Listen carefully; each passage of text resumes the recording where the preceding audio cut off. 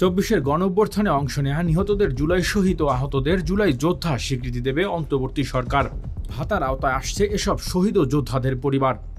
বৃহস্পতিবার রাজধানীর foreign service একাডেমির মিলনায়তনে আয়োজিত সংবাদ সম্মেলনে প্রধান উপদেষ্টার প্রেস সচিব শফিকুল আলম এসব তথ্য জানিয়েছেন। এর আগে সোমবার প্রধান উপদেষ্টার কার্যালয়ে অনুষ্ঠিত সভায় এ সিদ্ধান্ত গ্রহণ করা হয়েছে। গত ৯ ফেব্রুয়ারি অনুষ্ঠিত আরেক সভায় প্রাথমিকভাবে এমন সিদ্ধান্ত নেওয়া হয়েছিল।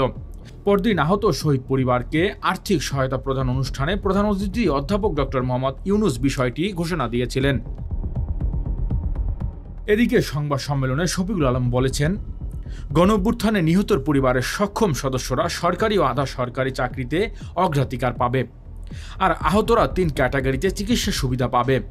আগামী মার্চে প্রত্যেক শহীদ পরিবারকে এককালীন ৩০ লাখ টাকা ও মাসে ২০,০০০ করে ভাতা দেয়া হবে।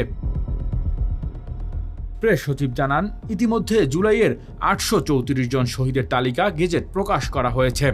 প্রত্যেকটি শহীদ পরিবারে এককালীন ৩০ লাখ টাকা পাবে। Desk report, metro TV.